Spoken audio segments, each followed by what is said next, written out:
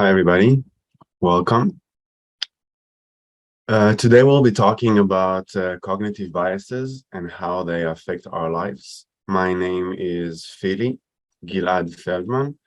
I'm an assistant professor at the psychology department at the University of Hong Kong.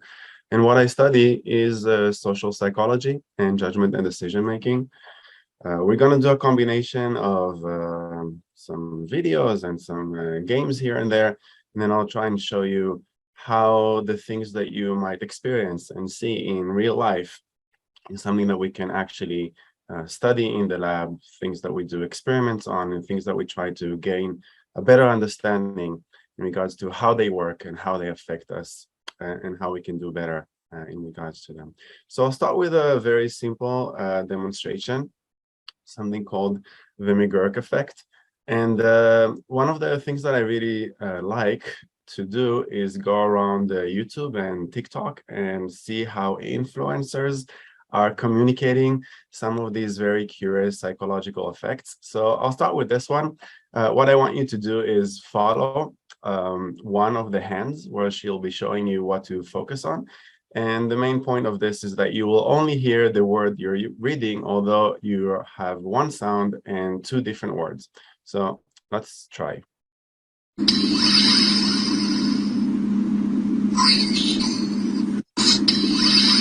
So you have this amorphic sound, and if you focused on one of the words, this is probably the word that you heard. Now try and focus on the other words. I'll just rerun this.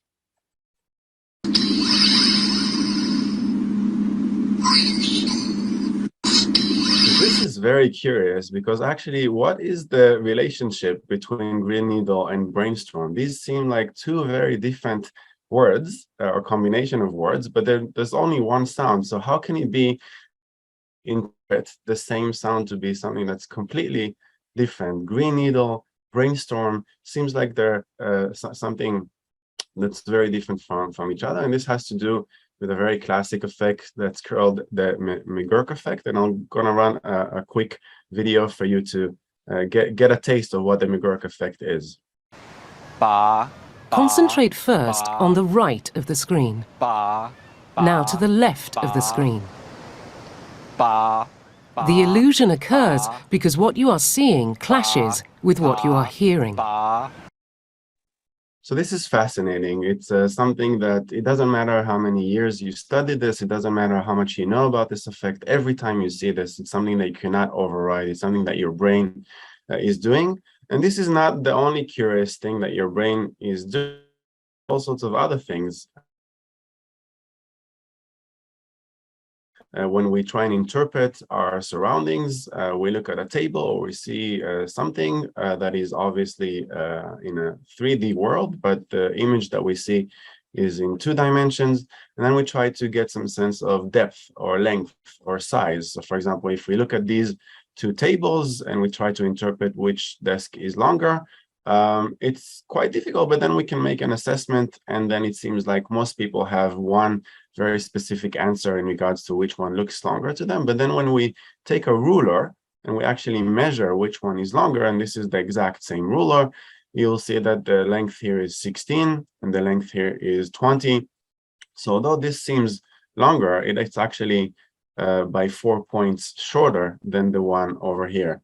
And then when we try to interpret things like colors, so when we look at this color compared to this color compared to this color, actually, if you try to interpret this, it looks like this one is brighter than the other 2, which are a little bit darker.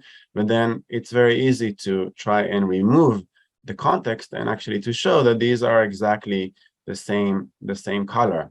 So what's creating the differences between those are not the actual color of this square, but actually the context in which you see the brighter one, so it seems darker. So it's here's the ultimate proof that the 3 are exactly the same. If you just put this one, it kind of overrides the context and it allows us to do a good comparison. So if we just see this one over here, we don't know exactly what to make of it, but as we make progress, as we try and understand better how our brain works, how we interpret the world, we come to realize some tricks how to overcome by removing the background and putting something like this comparison between the three of those.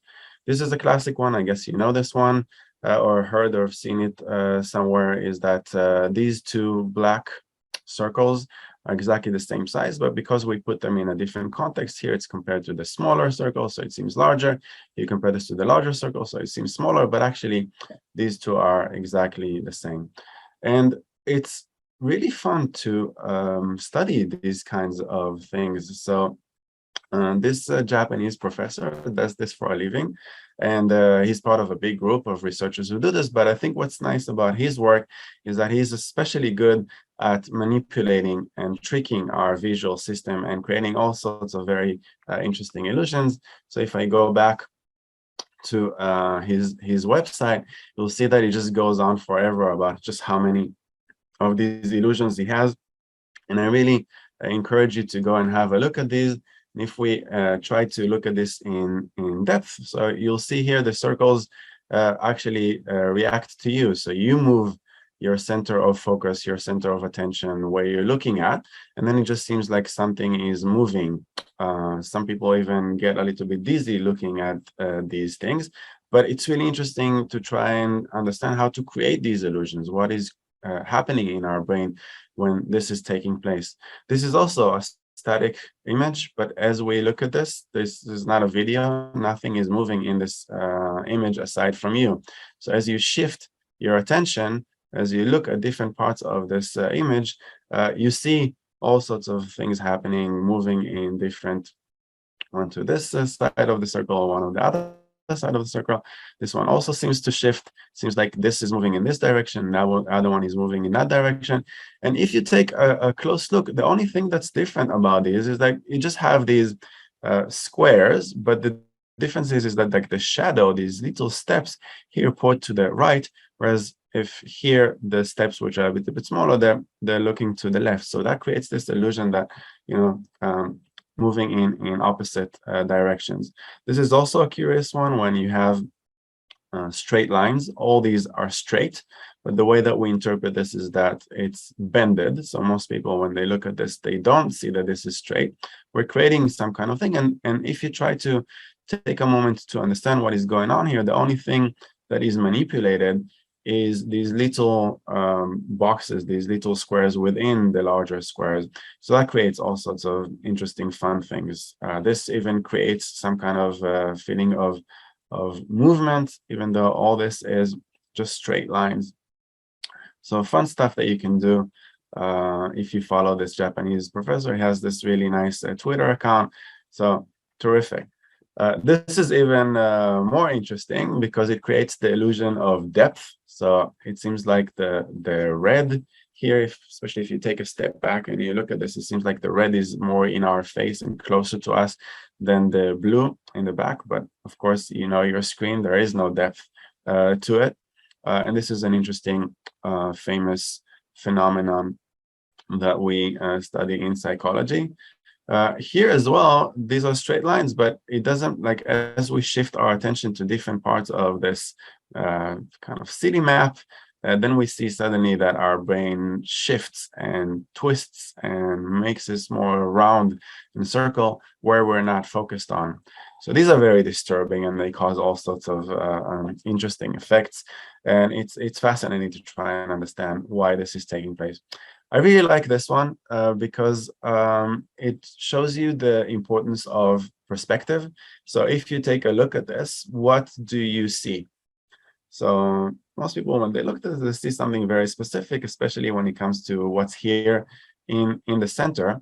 But what are you really looking at? And the way to really see what you're looking at is if we try very, very slowly to shift our perspective. So just have a look at this very short video on how this is moving around. And as this is moving around, if you look at this, suddenly what you thought is there disappears, and then you see what is actually here. So this is a workshop where somebody is using some tools in order to carve wood, and then suddenly the deer that we saw just a second ago, it just disappears, and then it just has all sorts of things in there. If we put this next to each other, here it seems like the background is it's further away from us. But here, when we look at what is actually there, everything that is happening in this image over here on the right is created by our brains, but actually in reality, this is closer to these pieces of wood over here on the left. So sometimes in order to really understand reality, once we see something, we misinterpret this. But sometimes when we take a step back, or when we shift our focus, when we twist this around, then suddenly we get a new perspective, and then we can actually see reality closer to what reality actually is. This is an interesting video. Another Japanese university and researchers that do really curious stuff.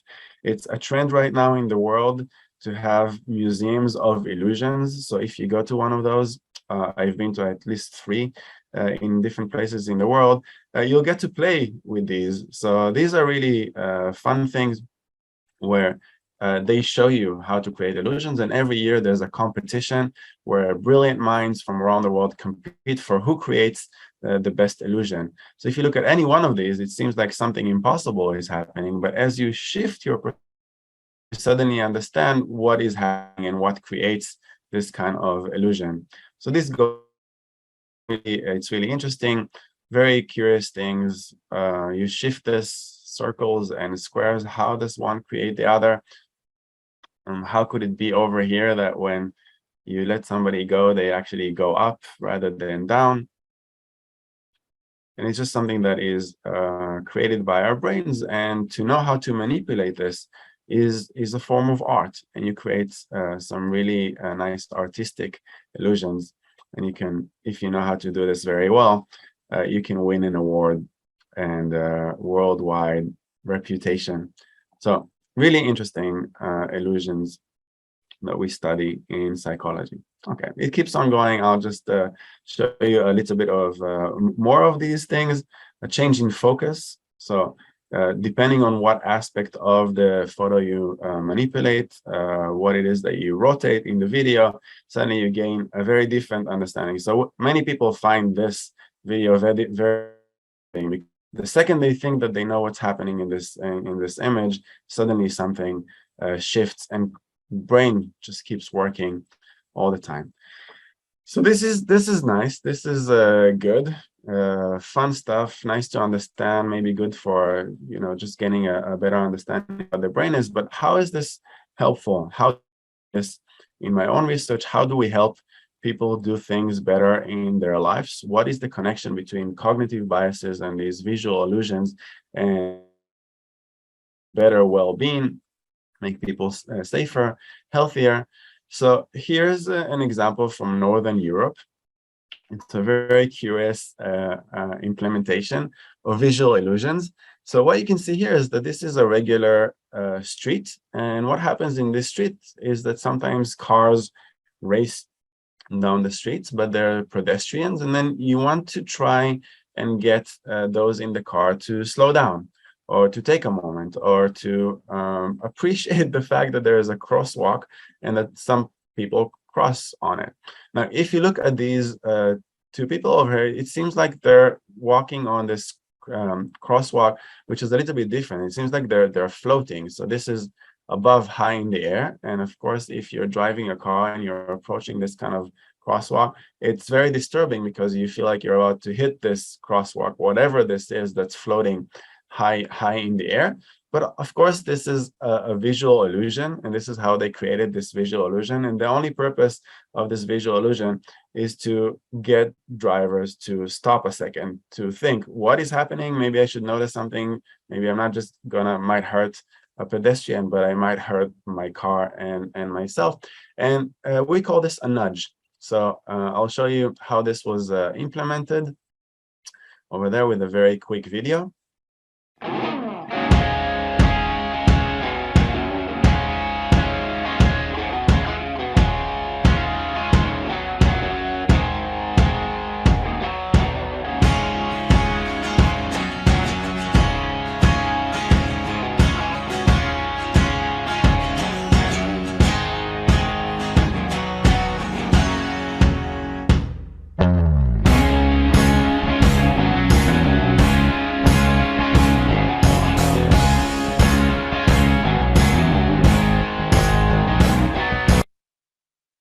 Yeah, so I think you get the general idea, the gist of it. So if you know how cognitive illusions work, you can actually use this in all kind of clever ways. And I'll show you some other things that we do in Nudge. The Nudge idea came out in a book by Thaler and Sunstein. And then Richard Thaler won the Nobel Prize for Economics in 2017. So the nudge movement on how to get people to slow down or live better or invest in their future is a whole movement of all kinds of subtle distortions that we make to people's choices by just alerting them to try and get them to think about something differently. So any aspect of a choice architecture that alters people's behavior in a without forbidding any options, the pedestrian, but something that is slight in the background that changes people's behavior in a significant way, not having any kinds of incentives. Nobody is getting paid to slow down, but because they see this crosswalk, because it seems like it's floating up in there, then people seem to slow down a bit. Here's another example from fitness. So I think this is really interesting and curious, where people are going to this gym that's open 24 hours, and then you've got two options. You've got the stairs or you've got the escalators. And I think we have this at HKU quite often, that people prefer to take the escalators, even though they have the stairs. They prefer to take the elevators rather than the stairs. When I did my postdoc in Maastricht in the Netherlands, and it was 5 floors, I think, high, nobody ever took the elevator. Everybody always took the stairs, and just creating a norm where people take the stairs, and slight manipulations, nudges like this, where you make the stairs very colorful, and then you add all sorts of slogans like "I want to climb the stairs to fitness." Where I was in Maastricht, it also had a calorie count. So for every step, how many calories you're burned by taking this, and having all kinds of images of steps going into the direction of the stairs rather than going to the direction of the elevator. And it was such a strong social norm that when I came in not knowing of this social norm and not being influenced as strongly by the nudges, when I went to the elevator, took the elevator, when I got to my floor, people asked me, are you feeling sick? Are you feeling tired? Like, what's happening with you? To the point where if somebody is taking the elevators rather than the stairs, people just assume that maybe something is wrong. So there is a very strong norm of just take the stairs. It's better for the environment. It's better for your health. So nudge is very influential, is getting a lot of traction around the world. This is another example of a very interesting nudge. I'm not sure that this would work anywhere or that this would last very long, but there's something very creative and innovative about this, where you had escalators and you had the stairs, but people kept taking the escalators. How do you get people to take the stairs?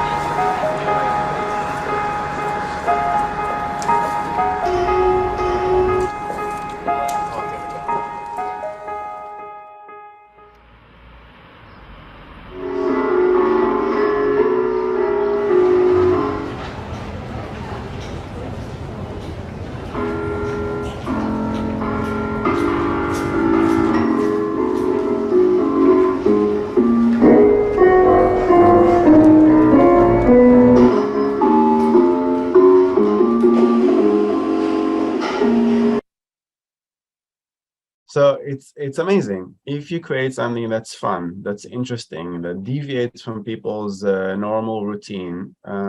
You shift their preference and their behaviors from let's just take the escalators to get upstairs as fast as possible to let's take a bit of time, let's explore this, let's take the more effortful but more fun ways. So looking at the environment and thinking how people behave, how people might be affected in trying to take the other option is something that we do quite a lot in judgment and decision making.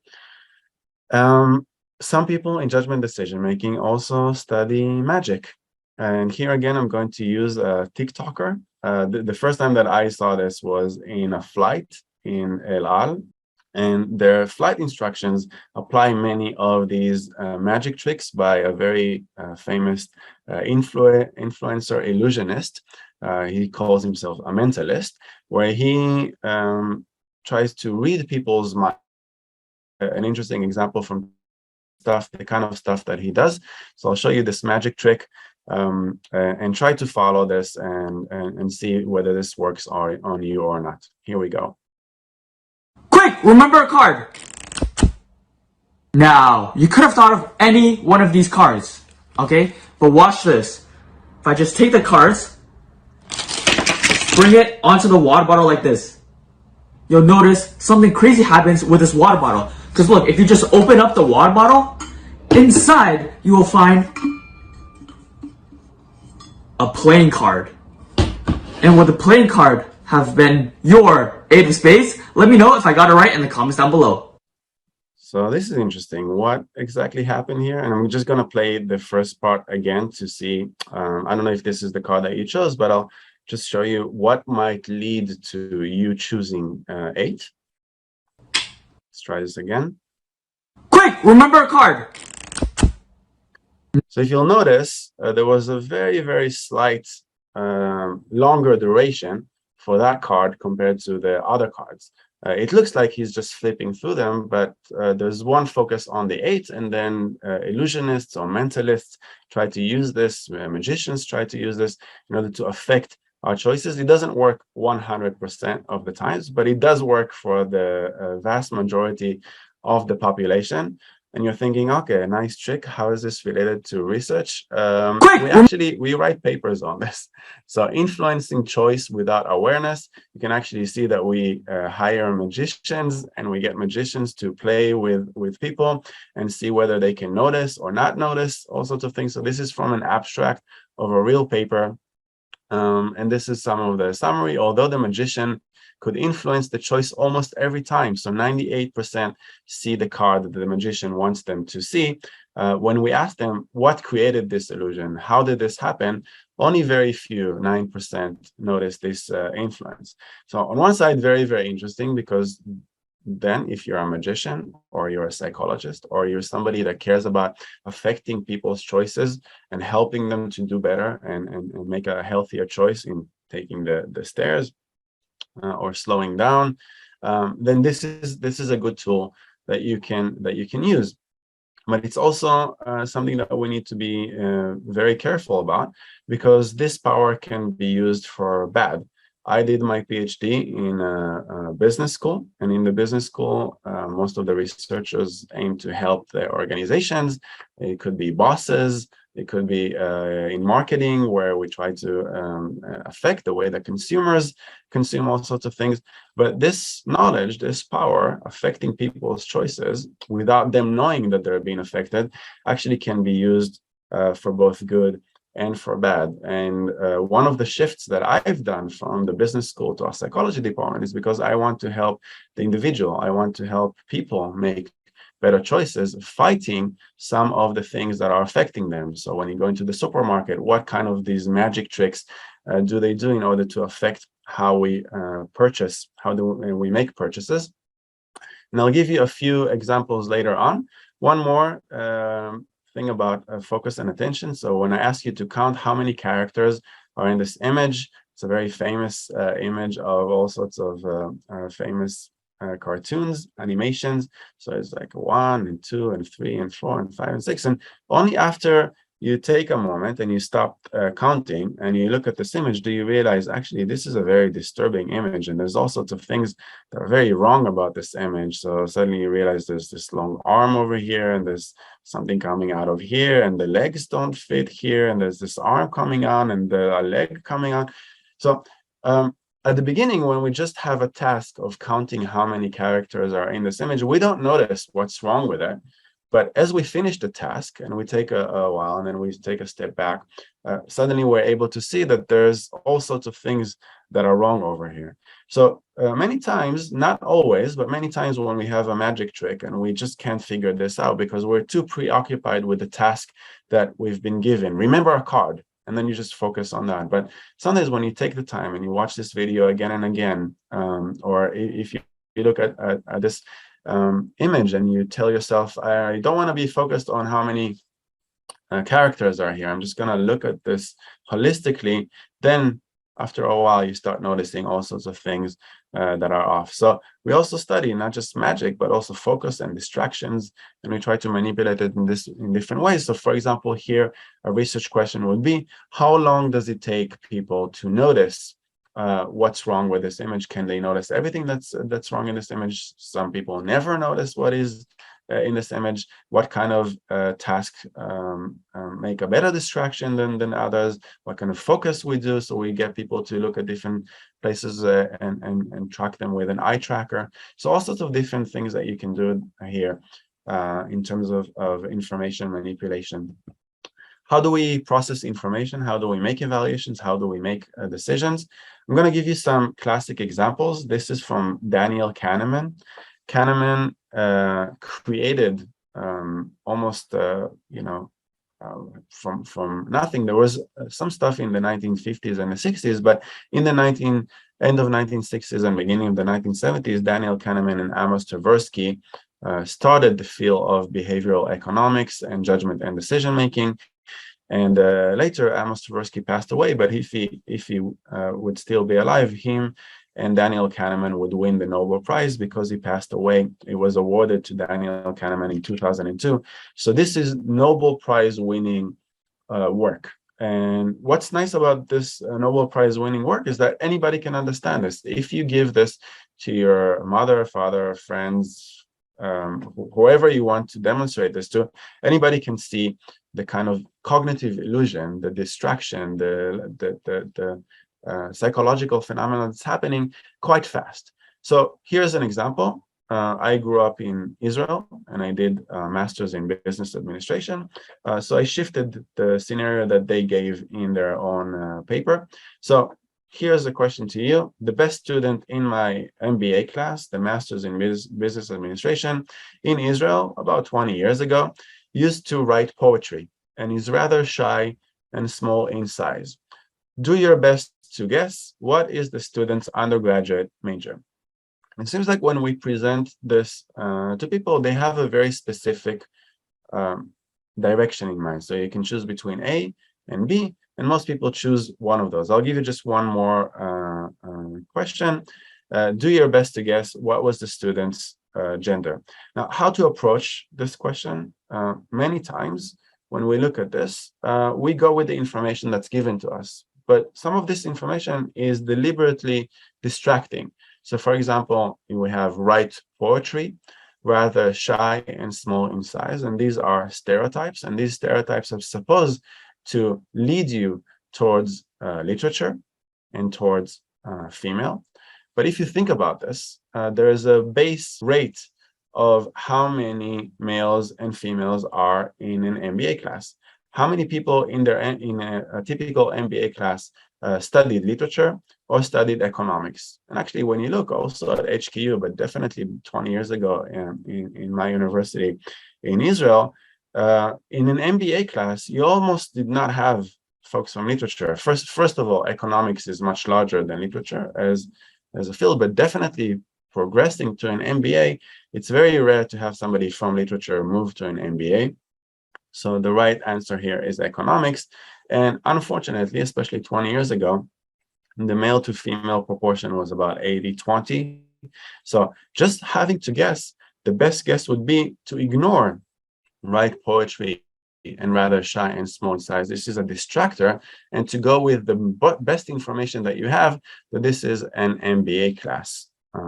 And that it is during a certain time, 20 years ago, and that this is in Israel or in Hong Kong. So you have other information that is more important than the one that I underlined over here. So this is a form of magic or distraction or a mentalism where I try to shift your attention into something that is irrelevant while getting you to ignore something that is much more important here. So the right answer is economics, just like a much larger field, and a lot more from economics moving to an MBA. And unfortunately, hopefully this was starting to change, more likely to be male, especially for Daniel Kahneman in the 1970s. It was like 95%. I think in HKU we're starting to do better in this.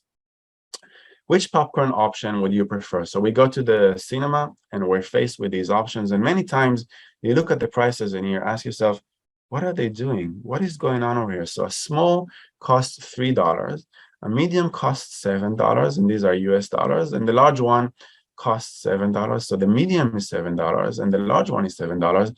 So the large one is a really good deal. So we must go for the large one. But to try and understand this, just like I told you with the cognitive illusions, sometimes in order to really understand what is happening here and to understand the manipulation, we need to take a step back and to be able to ignore the distractors.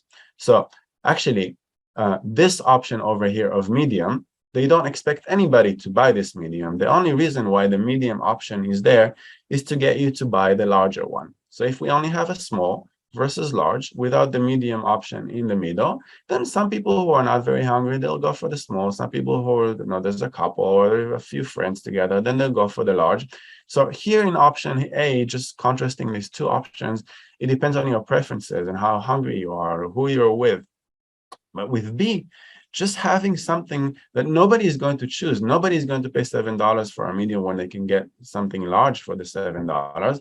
It's affecting people's choices to the large. Not everybody, it's not 100%, but when we do this as an experimental design, getting some people, randomly assigned people to just have two options, and then some other people to have the three options, when we have the three options, we see that people choose a lot more of the large. And this is a very simple manipulation. You can see this in Starbucks when you go and have a look at their tall, grande, venti, and the pricing that they have. Many times, what you need to do is just say, I'm going to ignore this middle option. It makes no sense. Nobody should go for this. I'm just going to look at the two options that matter the most. So the more that you know about these effects, the more clever choices that you might be able to do when you make decisions. The thing to know about this is that companies really use these tricks in order to affect us. Most people don't know about these manipulations, but marketers are very clever about this. So when you go into a place like Starbucks, when you go into the cinema, you'll see a lot of tricks that get us to consume more, buy more, things that we don't need, and for more money. Sometimes you go into a supermarket, you go to a pharmacy, you see all kinds of shampoos, different sizes and shapes, and you ask yourself, why is this shampoo there? I'm never going to buy this shampoo. But sometimes this shampoo is not about getting you to buy that specific shampoo. Sometimes the shampoo is there just to get you to buy the more expensive shampoo next to it. Sometimes the placing of certain things in the supermarket next to each other is supposed to affect you to buy something together. So bundling of all sorts of options. So changing the choice architecture can get people to choose healthier options, like take the stairs on the way to the gym, because you are going to the gym and you do want to exercise. But if in the hands of the wrong people, it's going to affect the way that you make purchases and make decisions in your lives. Good. Okay. So once we've seen this, we understood cognitive illusions, and we understood kind of the relationship to how we make purchases and how we make decisions in our lives, and a little bit of magic. I'm going to offer you the opportunity to think about some psychology games, and we play a lot of games in my classes. Almost every class is us thinking of a game. I explain what the game is. I ask people to make predictions. They write this down. Then we play the game, and then something goes very wrong, deviates from their predictions, and then we together try to understand what actually happened. Why do things happen this way? And then we try to create new experiments, and then we run this again in the classroom. Then we try to update our models and get some understanding from that. So here's an example. So this is a scenario, and the question here, perhaps you've seen this before. What is the name of the fifth kid? And it describes Cindy, who has 5 kids. The first kid's name is January, the second kid's is February, third kid's March, fourth kid's April. What is the name of the fifth kid? And some people get very frustrated with this when they're being asked this, because it's very clear for them when being asked what is the name of the fifth kid, looking at this, that the fifth kid has to follow January, February, March, April, May. So it has to be May. But of course, what is happening in the scenario is something a little bit different. I'm just going to show you one level of frustration by a very famous couple on TikTok, YouTube. He really likes to frustrate her. They fight a lot, but they love each other. So you can see this is like 4.5 million views. His channel is very popular. You can see it's like 260K. And the only thing that's happening in this channel is that these couple fight over these kinds of psychology tricks. Cindy has 5 kids. The first kid's name is January, yeah? Yes. Second kid is February. Third kid is March. Fourth kid is April. What is the name of the fifth kid? May. No. Why not? Because it's not. What do you think it's May for? January, February, March, April, May. No, it's not May, Jen. You're not listening to what I'm saying, are you? I am! You're not. So you can see they go on for about 3 minutes where he just tries to explain this to her. So what is the name of the fifth kid? The name of the fifth kid is what? Because it says what is the name of the fifth kid.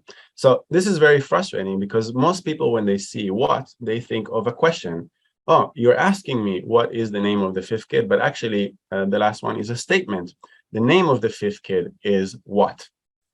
But because there is a pattern, because there's January, February, March, April, and then it has to be May, because what's the purpose of calling your kid what? But these slight manipulations or these kind of like word games are things that we actually study in psychology in order to try and understand. There's also lots of famous videos about this. So I think the first one that I remember seeing in a movie, Abbott and Costello. I don't think you're familiar with them, but perhaps you've seen the more recent versions in some of the videos. So I'll just show you this example without maybe get you to see some of the classics. And I would like to know some of the guys' names on the team, so if I want to play with them, I'll know them, and I meet them on the street or in the home here, I can say hello to them. Oh, sure. But you know they give baseball players nowadays very peculiar names. I know, a lot of funny names. You know, like Stinky Fields. Sticky Fields. Goofy Dan. Boopy Bobber. Booby Bobber. I know all those. But let's see now. We have on our team, we have who's on first, what's on second, I don't know's on third. That's what I want to find out, the guy's names. And then, That's what I want to find out, the guy's name. I'm telling you, who's on first, what's on second, I don't know's on third. Now, Abbott, you want to be the manager of the baseball team? Yes. You know the guy's names? Well, I should. Well, then you tell me the guy's names on the baseball I team. say, who's on first, what's on second, I don't know's on third. You ain't saying nothing to me yet. Go ahead and tell me. I'm telling him. You ain't said nothing yet. Go ahead and tell me. Who's on first, what's on second, I don't know is on third. You know the guy's names on the baseball team? Yes. Well, go ahead. Who's on first? Yes. I mean the guy's name. Who? The guy playing first. Who? The guy playing first base. Who? The guy on first base. Who is on first? What are you asking me for? I don't know. Now, wait a minute, I'm asking you who's on first. That's his name. So this goes on for about 8 minutes when they try. So who is on first? The name of the person on first is who? What is on second? So this kind of misunderstanding leads to all sorts of very funny classic videos in all sorts of movies. Also, we do this with riddles or stumpers. Here's another example from a very interesting couple on TikTok where she asks him all kinds of interesting riddles, but he's already very clever because she's asked him many of these before. But you can ask yourself, what is the answer to this riddle? Okay, man rides into town. Man. A man. Oh, I thought his name was Man. No, a man. Can you just let Such a me? horrible name for a guy. What's your son's name? Man. A man rides man. into town on Wednesday. Okay. He leaves 3 days later on Wednesday. How does he do that? What did he ride in on? So a man rides into town on Wednesday, and then he leaves 3 days later on Wednesday. How does he do that? So for many people, when they look at this, the immediate thing that they think, oh, okay, so he came in on a Wednesday, the day of Wednesday, and then he left 3 days later on the day of Wednesday. How is that possible? Because there's 7 days a week. But obviously, there's a very simple solutions to this. On Wednesday. How does he do that? What did he ride in on? A horse. You sound scratchy today. Why? I'm hoarse. Are you telling me jokes while I'm in the middle of telling you a riddle? You're taking this too far. Okay, Wednesday went into the bar. And then he said, the bartender said, hey. And Wednesday said, yes. Happily, you read my mind. Did you just abandon ship on Everybody knows the horse's name is Wednesday, man. I'm just So everybody knows the horse's name is Wednesday. So you ride on Wednesday, you come in on Wednesday, the horse is Wednesday. But the thing is that most of the people are unable to overcome the immediate reaction to Wednesday being the day rather than being the name of the horse. It's really funny to see this couple kind of fooling each other and making jokes on this. Okay, man, right. And we study these things. So I give this to my students in the classroom. We have a lot of riddles and stumpers, and we can see that this is published in one of our reputable journals called Judgment and Decision Making. And this is actually quite recent, from 2018. And these are from some prominent researchers that I know actually from Israel, where I did my MBA. So I present some of these stumpers about a content, a speeding car, a bus ride, and we try to understand this. And I can see the frustration in students' faces when they can't solve this, and even bigger frustration when they see how simple actually the answer is to this. And then the question is, why do people get stuck on something? What creates them being stuck, and how can we unstuck them in order to get to the actual reality and solving this kind of situation? And just to get to like wrapping everything up and bring this to something that is more applicable to us in our everyday life, I think it's really important that we not just talk about things in the abstract or consumer behavior, things that are fun, riddles, but also about our happiness, because sometimes we make all sorts of choices about what makes us happy that are wrong, that we can do much better in order to increase our happiness, increase our well-being, do better when we interact with others. This is a famous paper by Daniel Kahneman. Actually, this is part of his Nobel Prize winning work. And the paper is about, does living in California make people happy? So he had 2 different populations, one in the Midwest, where it's relatively cold. I did a postdoc in Urbana-Champaign, Illinois, so I know how cold it is. The winters are absolutely brutal. And then they had a population from Southern California, where it's typically sunny, very much like the Hong Kong weather. It's always nice and comfortable. Maybe some rains here and there and a bit of humidity during the summers, but nothing too bad. And you ask these 2 populations, what do you think? Who do you think is happier? And it seems like the people in the Midwest, when you ask them to compare themselves to the Californians, one of the first things that comes up to mind is Southern California are much happier than the people in the Midwest. But this is a focusing illusion, because when you're asked to make a comparison between yourself and somebody who is in a different, warmer climate, then it seems like you focus on the weather, whereas what creates happiness has nothing to do with the weather. So here they rated the importance of different factors for your happiness. Winter weather, summer weather is very, it's low priority compared to other things. What kind of job prospects do you have? What kind of academic opportunity? What kind of financial situation, or your personal safety, social life? And when you compare these 2 populations, actually, they're very, very close to one another in terms of their happiness.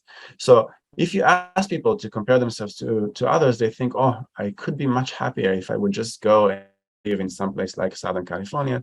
But in reality, people in the Midwest and Southern California are very close to one another in happiness, because the things that are most important are not the weather. So sometimes you need to be very careful what comparisons you're making. Sometimes the comparisons don't make sense, and then what the comparisons are leading to in terms of focusing illusion, where they get you to focus on something that is irrelevant. So in your happiness is weather really the most important thing? There's a very large population of the world that lives in very cold climates and they're doing okay and they're happier. Actually, some of the happiest populations in the world are in northern Europe, where it's relatively cold. So another focus in illusion is how we compare ourselves to the more wealthy. Especially in Hong Kong, we have a very big gap between, you know, the extremely wealthy, the billionaires. Sometimes when we go up to the peak and we see some of these mansions over there, we think we would just be much happier if we would be richer. We wouldn't have to worry about, you know, buying anything or struggling for a future. But actually, would you really be happier if you were richer? And when you ask people who are rich, when you do this kind of survey, how happy are you? You get to see that actually there is an increase that looks a little bit like this. As you gain more income, as you become wealthier, you also increase happiness, but this all only happens to a point. So from a certain point where we're middle class, happiness does not increase by a lot, and sometimes just having a lot of wealth and property creates all sorts of problems and creates more tension and leads to worse work-life balance. So it's not necessarily that being richer leads to higher to happiness, but as you can see, Daniel Kahneman, behavioral economics and judgment and decision making, we study things like happiness. We try and understand whether people focus on the right things when they evaluate their happiness. And the important thing here is that pursuing wealth. So let's say you don't like to be a finance person, but you have a lot of pressure to become a finance banking person. And you think that maybe I just work very, very hard, and through working, having an income, I will be happier. So sacrifice years of happiness in a career that you don't like in order to achieve wealth that is supposed to make you happier. So we show all these distortions and cognitive biases and illusions, trying to get you to choose a career that would balance both the income to get you to a middle class level where you know, the relationship will be a little bit weaker, to get you to focus on things that will really make you feel happier, that have nothing to do with income or wealth. So there's lots of people in middle class, lower class that are happy, just need to focus on other things. How can we become more happy? So a lot of people, especially in Hong Kong, are feeling very pressured, that they don't have time and that they need to invest more and more time in order to get more and more money. But this relationship between time and money, I don't think we appreciate that our most scarce resource is actually not money. People in Hong Kong are generally well off. Even people in the lower social classes in Hong Kong are, compared to other places in the world, very well. We don't have a lot. When we're in college, when we're in high school, we don't think about time as something that's important, but actually time is a lot more important than money. So in order to promote happiness, it would be best to spend money in order to get more time with our friends, more time with our family, more time doing things that we love to do. So time is the most scarce resource, and we need to take that into account when we think about time or money, which one is more important. And every research that we do, when we look at this, especially when reflecting back towards the elderly, the older that we get, is that time is very, very scarce, and we should invest as we can in order to achieve, would allow from gaining more time. A lot of people want to spend more money to buy time, but only 17% of people do this. Even millionaires, don't do this as much. So it's not like millionaires don't have to think about money. They think about money a lot instead of just being able to focus on time. So students often ask me, life is strong. Professors and students work like crazy, especially at HKU, very high pressure. And especially in Hong Kong, the last 2 years have been challenging. COVID pandemic worldwide, different things happening around us. Do you walk the talk? Do you take any of this research into consideration? And I really try, and I try to share this with my students. So I try to set some goals for me. So I was stuck in Hong Kong during the pandemic. Usually I travel a lot around the world, and I would go in and travel in different places in Asia. But in the pandemic, we were all stuck. And then I just realized there's this all this amazing beauty in Hong Kong. And in order to maintain my sanity and my happiness, I want to go and see more of Hong Kong. And instead of being stuck in skyscrapers or in my office in a fluorescent light in front of my laptop, I vowed to twice a week do a hike, half a day of a hike. I would listen to an audiobook. And then I just decided that I'm going to share this with the Twitter community. So I'm just going to show you how long this became. And as you can see, right now I'm at number 90. So I just share with people around the world all these beautiful places that I've never imagined that Hong Kong has. So 20, 30 minutes from campus, you've got these amazing abandoned beaches where I'm the only one. So I share this with the Twitter community. There's even Disney World if you want to go to Disney, but really amazing natural beauty scenery. And whenever I share this with people outside of Hong Kong, when I post this on Twitter, this is actually my most famous Twitter thread. People are just amazed. This is Hong Kong. It's just not just on Twitter, but also people who have lived, grew up in Hong Kong their whole life. So like these photos, these videos are from Hong Kong. And I'm like, yes, if we would take the time and prioritize our time to spend with friends, to go around nature, to get away from the pressures of income, the pressures of academia, the pressures of study, then this really promotes our sanity and happiness, especially when there's all these pressures around us. So it's been difficult the last few years, and sometimes we feel like things are never going to be the same. But I have some good news for you. We adapt to everything. We're very good at adapting our happiness. So it seems like even, in terms of marriage, so marriage gets people to be happier, but then after a year or two, it just goes back to normal life satisfaction. So we have some ups. We also have some downs. So sometimes we lose people in our lives, and this seems tragic, and like we're never going to recover from this.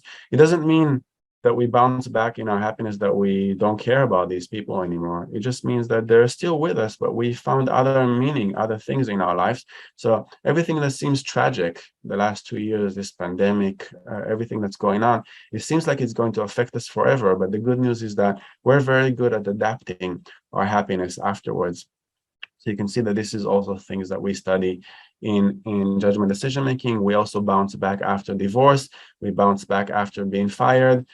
Even people with disabilities, when we compare people who have disabilities, when we ask people, how are you going to feel if you lose an arm, or if you can't walk anymore, if you can't see anymore, people think this is going to be devastating. But actually, when we compare the levels of happiness, people who have disabilities with people who do not, actually, there isn't much difference. Happiness is something that is in the mind, and we're very good at adapting to these things. All sorts of other interesting research about the remembering self and the experiencing self. There's some gaps over there. So for example, over here, when we have two patients, and this is the level of suffering, this is pain intensity. And we ask people, which one is better? Which one is better for happiness? So definitely over here, there's a shorter duration of pain compared to patient B, who has longer duration of pain. But actually, when we ask patient A and patient B, how bad was it? How this experience, what do you think of it? It seems like the patient A remembers the experience as much more painful than patient B, because here there was a decline. And what people actually remember at the end is what happened at the end. We tend to forget this because these are overruled by the ones that are less intensity. Patient A will always remember the very high intensity of pain, so he or she will color the entire experience as being very, very painful. But patient B, even though they suffered more, they had more pain, what they remember at the end is it wasn't as bad compared to patient A. So there's a very big difference between the experiencing self. There's no doubt that patient B experienced more than pain than patient A, but the way that we remember things, the way that it affects our happiness, is that actually patient B remembers the experience as much less painful than patient A, to the extent that now in medical surgeries, sometimes we prolong the pain and decrease the intensity, just so that people have the remember the experience as less painful. So this is a very interesting, also Daniel Kahneman, in the way that we experience pain. So you can see from 1996. We mispredict our happiness, we misremember our experiences, we don't follow what we really want and need.